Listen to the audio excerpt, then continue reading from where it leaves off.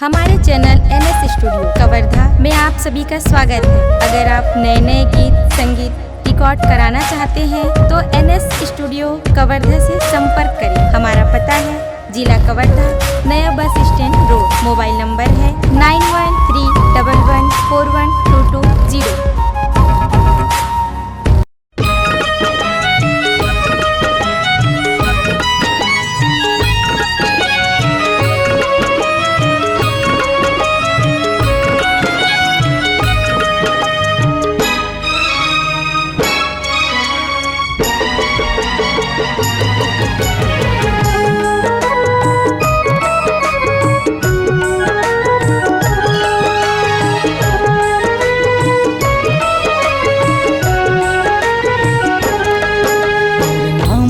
दिल धड़कते वो मोर सोनारी ना, तोरे नाम से दिल धड़कतेगा ये मोर राजा नीले।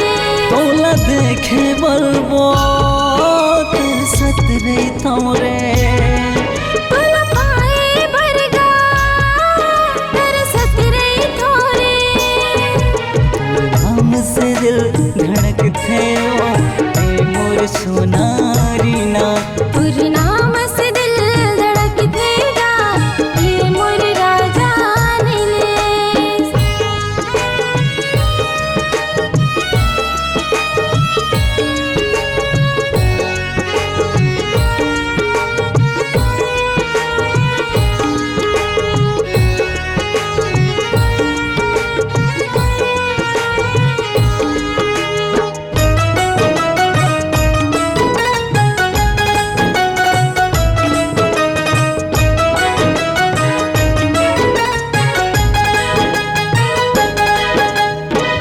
जब जब देखता तोरे हंसे लाला तोर वो चेहरा ला तोरना, दिल में बगिया खिलते मल्ला भाई मोर रे, मल्ला भाई मोरना।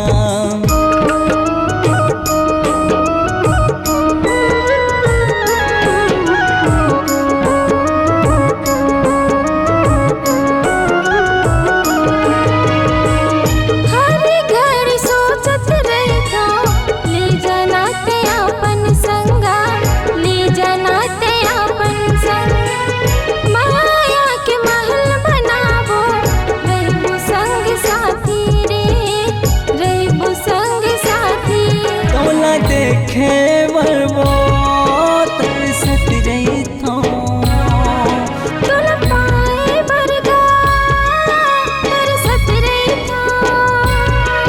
तोरे नाम से दिल धड़कते रे ये मोर सोनारी ना, तोरे नाम से दिल धड़कतेगा ये मोर राजा नीले।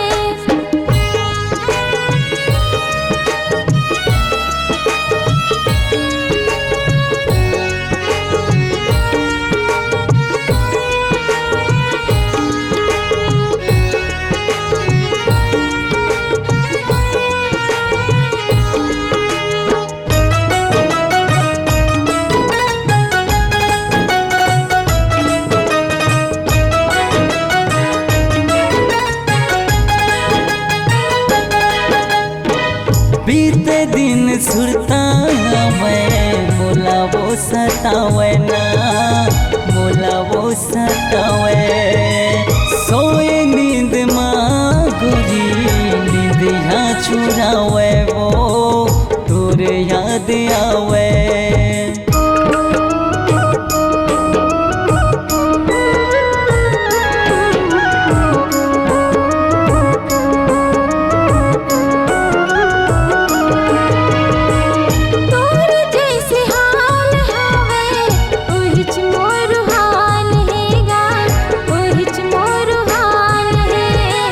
सपना माँ के मोला तह तड़पा थस रे।